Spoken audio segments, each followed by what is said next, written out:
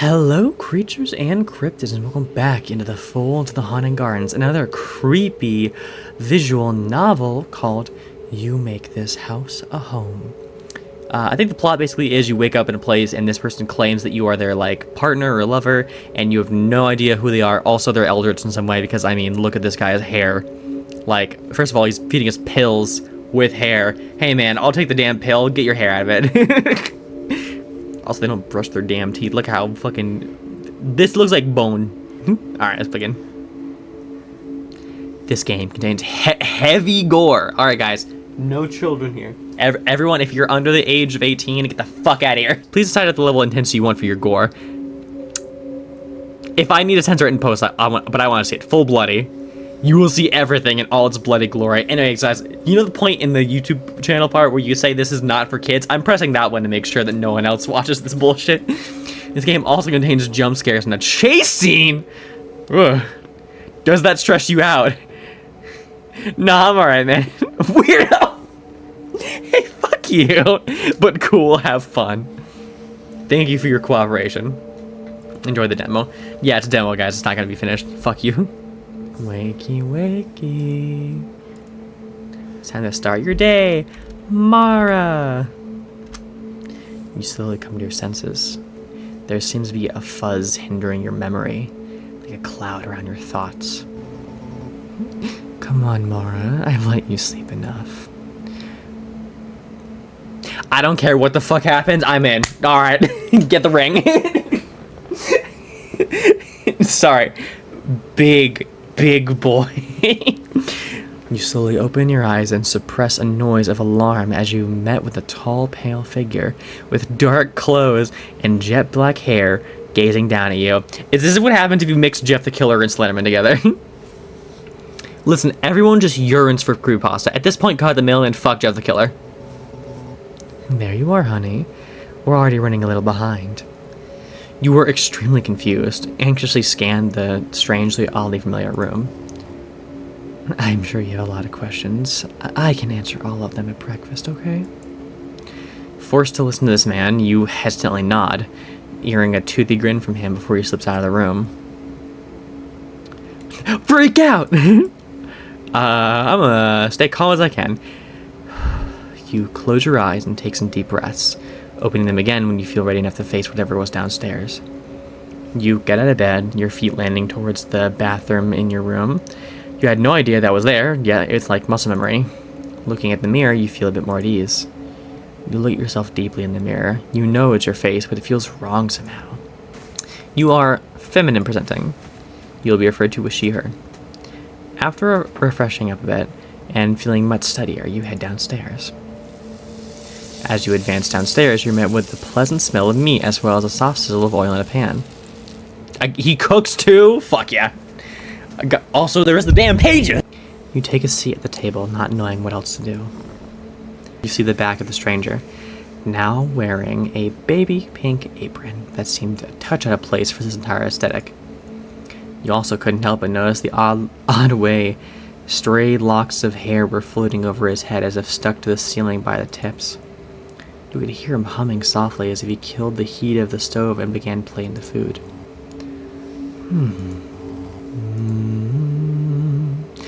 I see what you mean. Why is it up? Good morning, Mara.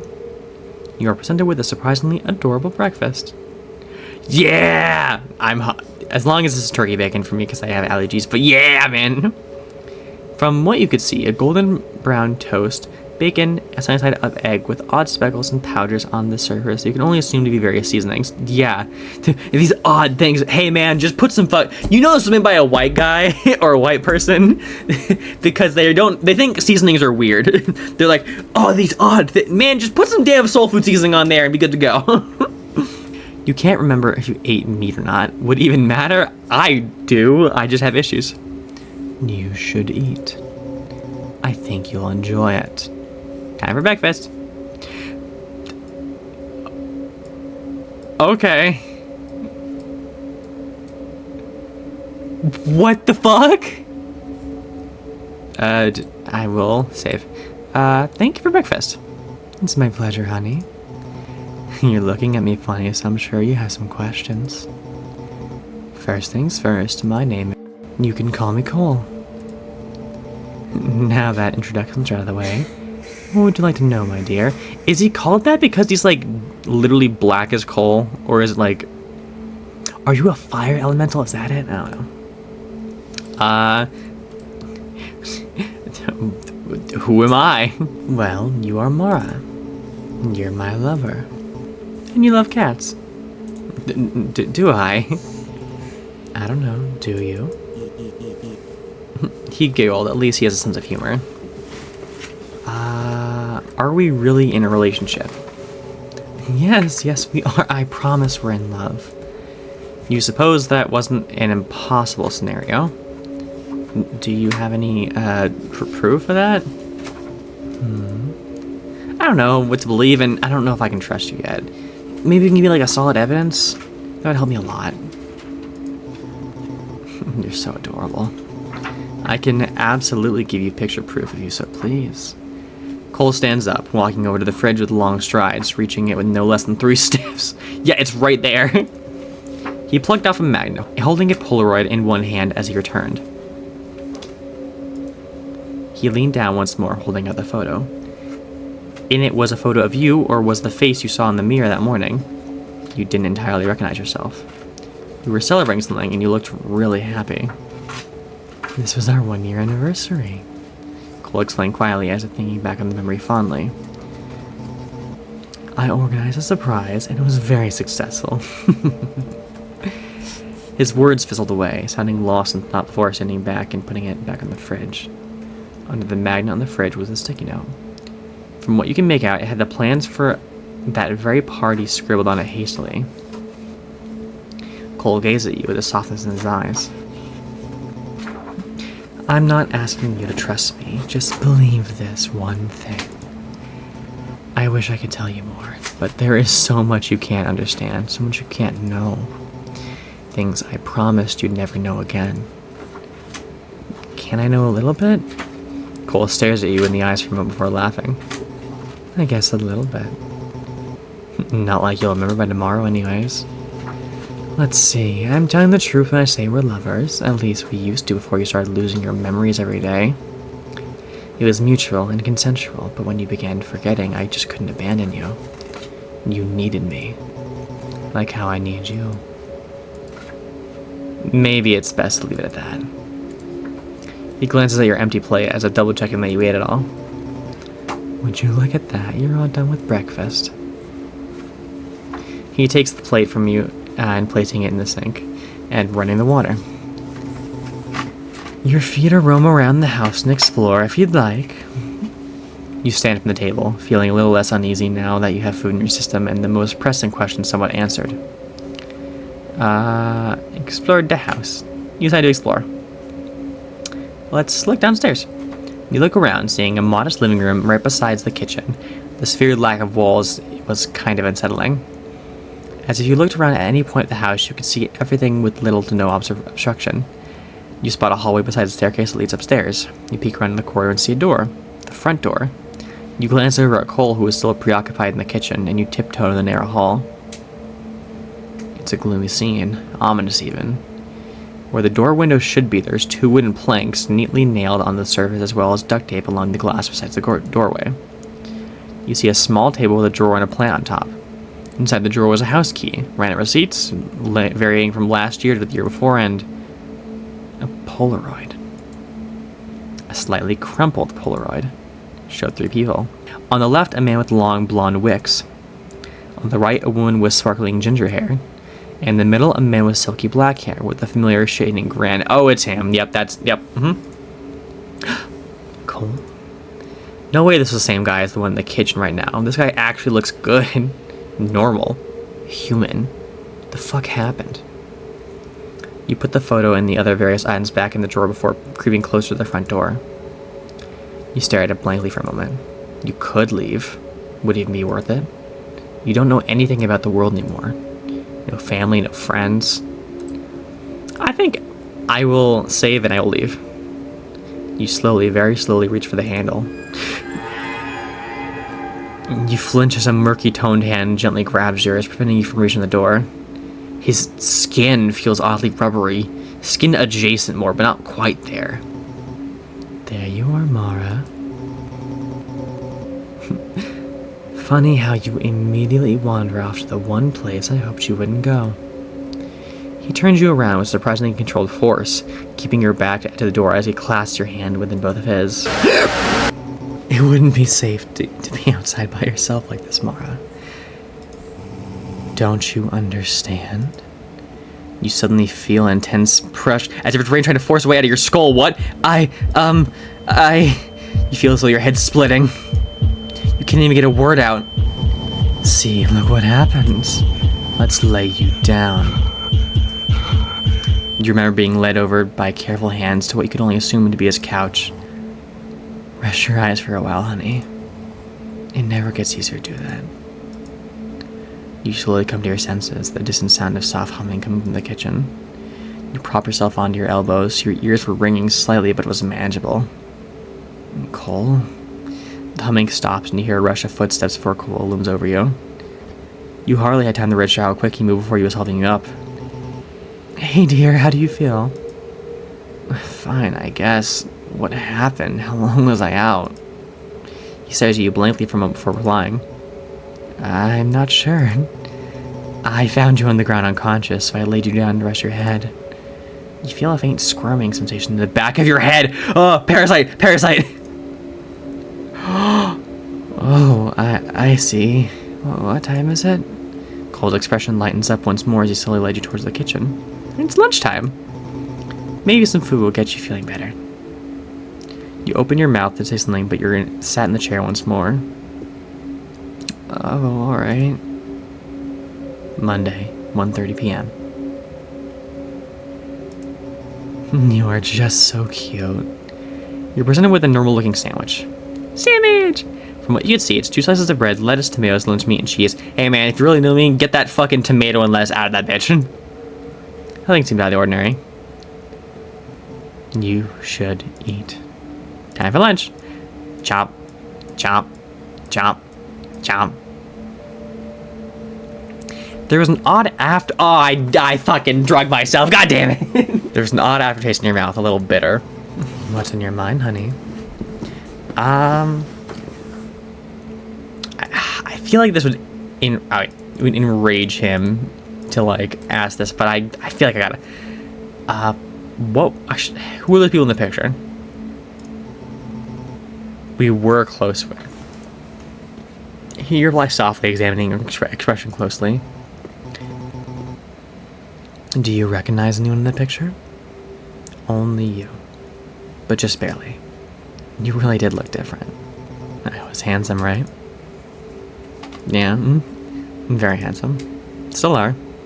You giggle at him as he leaned a little closer, clearly enjoying himself. Well, to answer your question, Little Red Riding Hood was a woman named Phoebe, and Goldilocks was a man named Zeke. They were our closest friends. But not anymore? No, not anymore. He lets out a soft sigh, glancing down your empty plate, as if double-checking that you ate it all. Why does he do that? Why is it so important for you to... Next round, we can't eat anything. Why is it so important to finish all your food? Well, looks like we're all done here.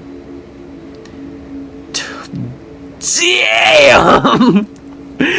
He took the plate from in front of you, placing it in the sink, and running the water, just as he had before. Safe to assume you were free to do what you wanted again. You stand there for a moment, unsure what to do next. Let's go upstairs. Once you reach the top of the staircase, you scan the upstairs. There's a chandelier above you, which stands out quite a bit against the bland colors of the home. It looks antique. The second floor itself is modest and very simple, with only 3 doors you can see. One with a sign that had your name on it, one with the wooden boards over it, and another tucked away and locked tightly. You can assume that's Cole's room. Let's check out the locked room. The door looks like it's been modified. Where a doorknob should have been, it's a handle with a large padlock hanging off it. If Cole has a key, it's hidden somewhere. Board room. Some of these nails aren't secure. Move this thing around your head and pry them loose. My room. You stand in the doorway. You see your bed. A closet with 5 of the same sweater hung up on clothes hangers. The bathroom. and to your right, a short bookshelf with multiple random books, 2 framed pictures in the shoebox at the very bottom. You approach the bookshelf, shutting your bedroom door behind you. What are you most curious about? You pick up the thin book. It was like one of those blank books you buy at the arts and crafts store. You open it and see hand-drawn pictures inside. There were words scribbled inside each drawing. Was this Cole's handwriting? You know, Mara, I wanted to live forever so badly when I was little. I think I spent my entire life looking for you without even knowing it. How could I possibly want to live forever knowing you'd end up dying before me? If I was human too, would things be easier for us? You changed my life, you know. You made me better. Every point in my life was leading up to this.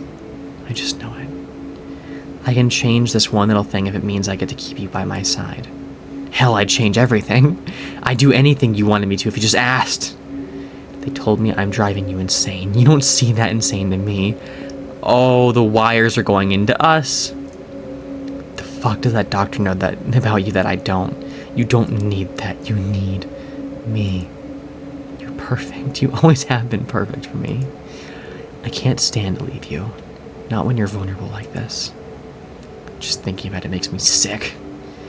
I can leave everything behind if it means I get to move forward with you. I love you. Suddenly, he hears Cole's voice call to you from downstairs. Mara, honey, it's time for dinner. You step out of your room, closing the door shut behind you. As you descend the stairs, you see Cole waiting for you at the bottom expectantly. His smile widened as he gently grabs your shoulder. There you are.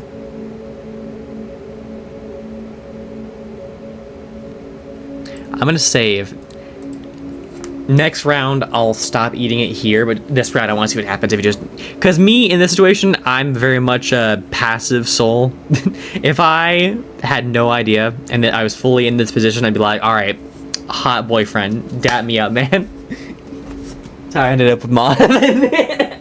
Hello. Yeah, I lost my memory in a time loop, and then No, we met on Discord because of some bitch. I hope you had a fun day. You're presented with a... Oh. Spaghetti. With... What's that mix in the noodles? You should eat. I don't think I want to eat this. This time it feels different. It's important. This time I'll eat it.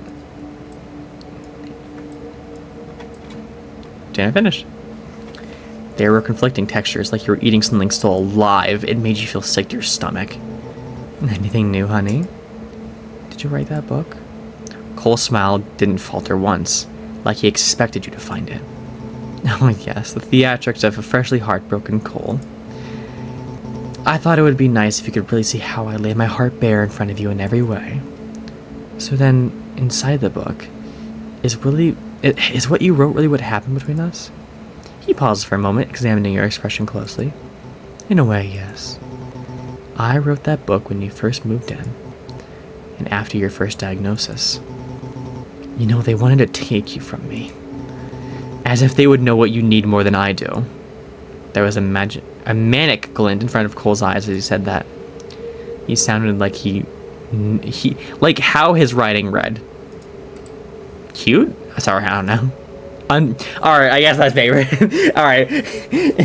They claim the way he spoke is unstable. I think it's cute. He picks up the plate, disregarding the strange nature of the meal and that he is, as he stands up to put it in the sink. It's getting late. You should go to bed.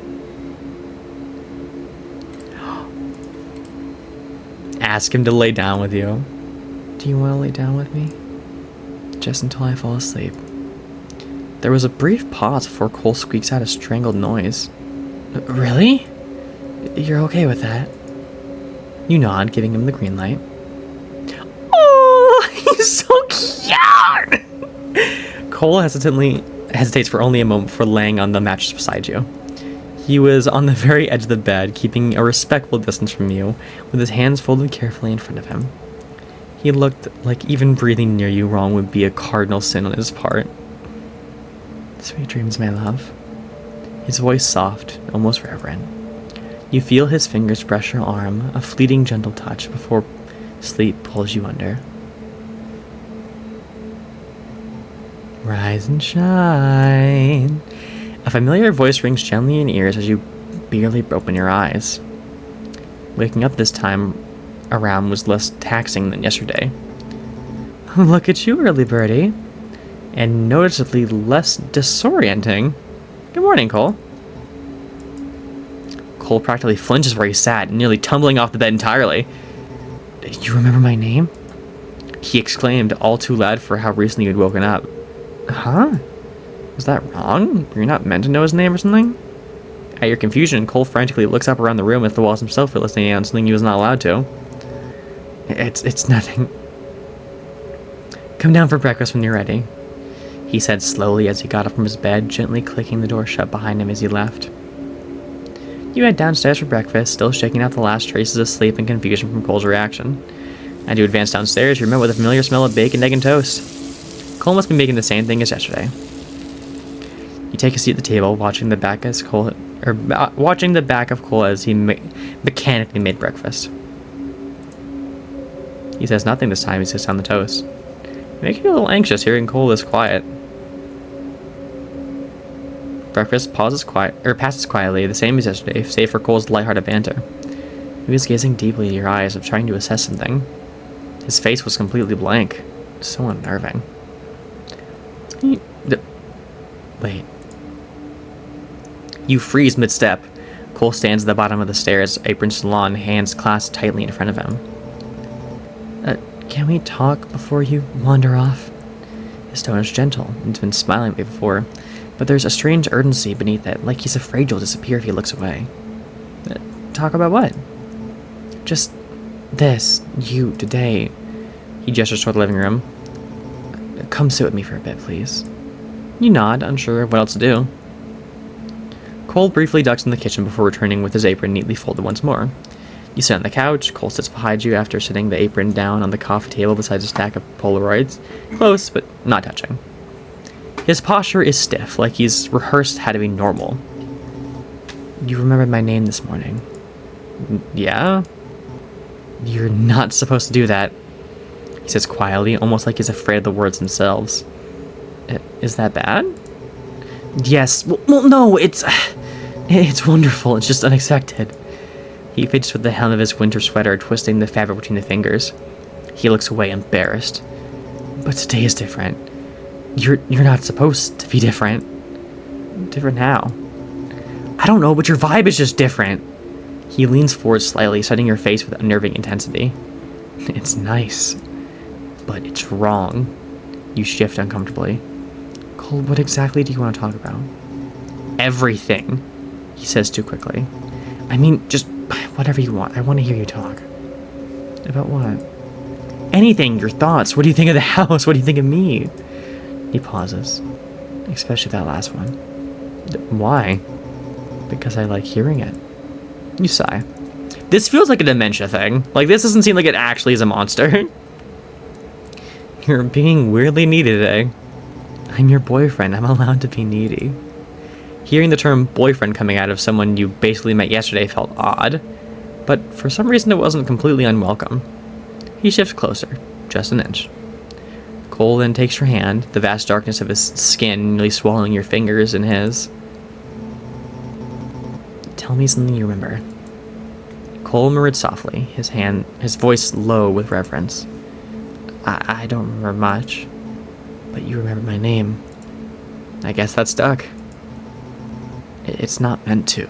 Nothing is. He laughs softly, almost breathless. It feels like progress, like maybe the day will be better. Better than what? Than every day before today, he says too quickly again. I don't want to ruin today. His fingers loosen, their already gentle grip on yours, trailing down your palm. Can we just enjoy this morning? How? Talk to me, ask me things, let me be here with you. His voice softens. I miss you, even when you're right in front of me. Especially when your mind is usually so far away. I'll have to fix this later, but for now, I want to be here with you. I want to ask about him. Tell me about you. To me, I'm not that interesting. Yeah, but you're basically still a stranger to me. Fair enough. So, tell me something real. Something real. He thinks for a long moment. I like when you say my name. That's not what I meant. It's what I meant. He leans closer, a few stray strands of hair in front of his, face swaying slightly as he turns your hand around in his. But I guess we can go over the first date questions. If you really want. Let's see. My favorite color is red. I like how passionate it looks and how much emotion can vary through it. My favorite animals are bugs, the real creepy crawly ones. The ones that maybe an average person would be disgusted at. Mothman. Hey.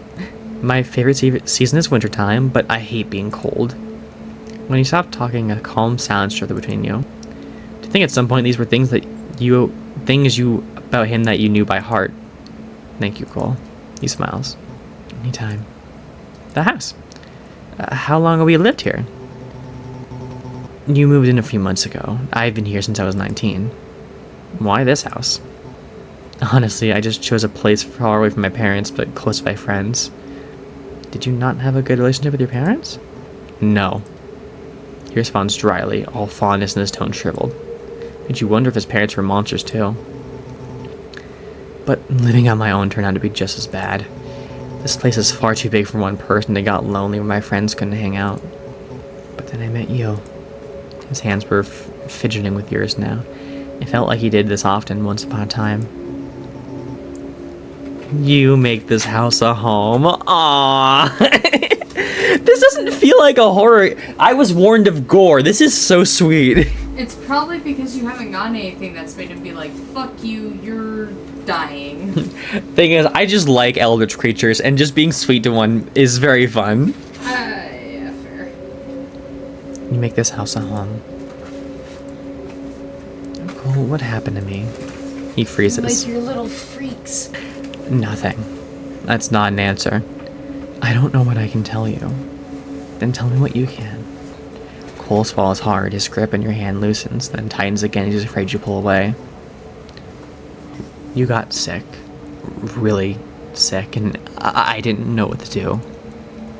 Sick how? He shakes his head, eyes dropping to your jointed hands.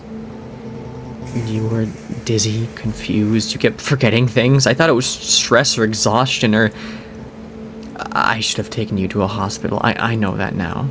Why didn't you? His breath catches. Because you begged me not to. The room feels suddenly smaller. I did? He nods slowly, like he wasn't sure what he was saying either. I was trying to respect that. I thought I was helping. Silence settles between you two, heavy but not hostile. The conversation lingers in the air long after it ends. You're not sure if you feel closer to him or further away. Either way, the day moves on. You're presented with another normal-looking sandwich. The same 2 slices of bread, same lettuce, same tomatoes, lunch meat, and same cheese. All the same. You pick up and take your first bite, all while Cole continues to watch carefully. Once you're finished with that same bitter aftertaste lingering in your mouth. So? Nothing? Cole blinks, a little confused. Nothing at all? Yeah. I see. He eyed your empty plate as always. Then he took the plate from in front of you, placing it in the sink and running the water just as he had before. This time you could do what you wanted, right? Grab a fork? Why? You then thought of the boarded up upstairs. The nails looked loose enough to try and pull them off with something like a fork, maybe.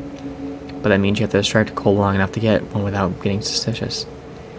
Quickly thinking of a point of action. You awkwardly walk towards Cole as he's doing the dishes. He notices you immediately. Need something, my dear? I'm sorry. He's so hot! Just felt like talking a little more. He smiles brightly, clearly pleased. And then I'm more than happy to indulge your love. Do you have any questions? Why do you love me? What's your full name? Do you miss going on? Why do you love me? He looked a bit surprised at the question, not exactly expecting you to say that. He hummed softly, eyes drifting to the sink as he pondered about how to verbalize the sheer weight of how he felt for you. Would it be shallow to say because you're human? I was initially drawn to you with general attraction. Regular human stuff. He paused, fingers stilling with soapy water. But then you made the attempt to really get to know me. His voice softened, almost reverent. You made me feel real. You don't know how rare that is for someone like me. He let out a quiet breath, almost a laugh. I love you for you, and I mean that. What's your full name? He paused softly. My full name? It's been a long time since I said it out loud. Cole is low-key more comforting to hear, but if you really want to know... Sharkalin. Sarkalin. Sark. My full name is Quang. Sorry, Quang. Quang. My full name is Quang Sharkalin. Interesting. Do you miss going outside? He paused mid-scrub, shoulder tensing just slightly. Outside is complicated. People would stare, they'd judge and ask questions. But with you, I don't mind as much. So, yeah, I miss it, but not as much as I'd miss you. Knock over the paper towels. Aww, okay. You take a slow step back, bumping the roll of paper towels off the counter with your shoulder. It hits the floor with a soft thud. He bends down to pick it up, immediately unbothered in the slightest. You're lucky you're cute. This was the distraction you needed to go before from the drawer. You hastily pull it open just a bit before closing it. Walk away. Sorry about the trouble. I'll get out of your hair now. He turned around as he placed the paper towels back on the counter. Oh, no problem, honey. Accidents happen. You waste no time hurrying upstairs. You board the door, I'm saving. I'm scared. The boarded door stands exactly where you left it. You wedge the fork beneath the first nail in the push. It gives way with a strained metallic groan and makes you wince. You are quickly listening any signs of Cole coming upstairs. The board loosens, and there, the final plank drops to the floor. You swallow hard and push the door open. From beyond is dim and still. A storage room, small and dusty, quiet. But the moment your eyes adjust, your stomach twists. Mundane, everyday objects are everywhere. Clothes you remember owning, books in your handwriting. With your handwriting in the margins? A backpack, a phone charger, a stack of notebooks tied with twine? A framed photo face down on the floor. You kneel beside the box labeled with your name. Your fingers brush the lid. Something warm flickers in your chest, like recognition trying to break through the fog. You open the box. Inside are small objects, trinkets, receipts, notes, pieces of a life you can't remember living. Suddenly you hear Cole's voice call you from downstairs. Mara, honey, it's time for dinner. You step out of your room, closing the door shut behind you. As you descend to the stairs, you notice that Cole wasn't at the bottom to greet you this time. He stayed in the kitchen. Dinner smells like spaghetti once again, but the moment you step in the kitchen, something feels off. Cole stands at the stove, shoulders low, movements slow and unfocused. Cole? Hello, honey. Dinner's almost ready. His voice is soft in a way that doesn't sound like him. Are you okay? Yeah, just tired. He tries to smile, but doesn't reach for his eyes. You sit as he sets a plate in front of you, then lowers himself over the kitchen table once more. Dinner is quiet, no tense, just muted. I'm sorry I'm not very talkative tonight. It's okay. He gives a soft, grateful nod. I'll be better after some sleep, that's all. Something about the way he says that makes your stomach twist. When you're finished, he stands and gathers his plate. You can go rest, I'll clean up. You sure? Yeah, go on. He turns back to the sink, the soft clatter of dishes echoing through the dim kitchen. You watch him for a moment longer. Something's wrong. He just won't say what. You crawl into bed, alone this time, as exhaustion settles into your bones after another strange day. The lamp beside the door casts a soft glow across the room, and your eyes slowly grow heavy. Sleep takes you quickly. You wake up, but Cole is nowhere to be seen. Your room is bathed in darkness. The lamp you had fallen asleep with is turned off. You don't remember turning it off. You sit up slowly, letting your eyes adjust to the dark. The house feels different at night. Colder, heavier, like the walls are listening. Somewhere down the hallway you hear a hushed voice. It's Cole. You slip out of bed, feet touching the cold floorboards, and creep towards the door. The hallway is pitch black, save for the faint silver of light leaking from beneath Cole's bedroom door. His voice is clearer now and he sounds tense. No, Zeke, listen to me. You freeze. Zeke? You inch closer, careful not to make the floor creak. I know what time it is, I know. No, I didn't tell them anything, I wouldn't do that. His tone sharpens, not angry but scared. Zeke, please tell me you can figure something out. The dose needs to be higher. Mara's remembering things now. You know how dangerous that can get, don't you? Then a pause. You can't hear what's being said on the other end, but barely being able to make out what Cole's saying to himself. Please, if not for Mara, do it for me. Your heart pounds. You take a step. Then, the floor creaks quietly. The whispering stops. Silence. You don't move, you don't breathe. I'll call you back. See you soon. Shit. Footsteps. The quiet jingle of keys struggling in a lock. You dart back to your room, slipping inside just as the hallway light flicks on. You crawl into bed and pull a blanket over your chin, pretending you're asleep. The door knock rattles. Your breath catches, but it doesn't open. After a long moment, you hear Cole's footsteps returning down the hall. The house fell in silent again. You stare at the ceiling, wide awake, the darkness pressing in around you. What had he meant by see you soon? You thought he couldn't leave the house. You don't sleep again for a long time. End of demo! Damn it. Alright. Maybe try again for a new route. You might find something though. Alright, we'll do a quick check. Yeah, I have no idea how to get the other ending, but I think that we'll leave it here for you guys to find out yourselves. Thank you for watching this episode, and have a wonderful day.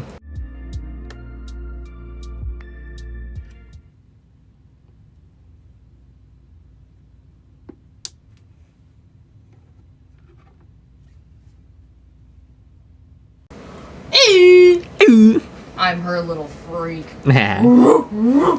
Crazy.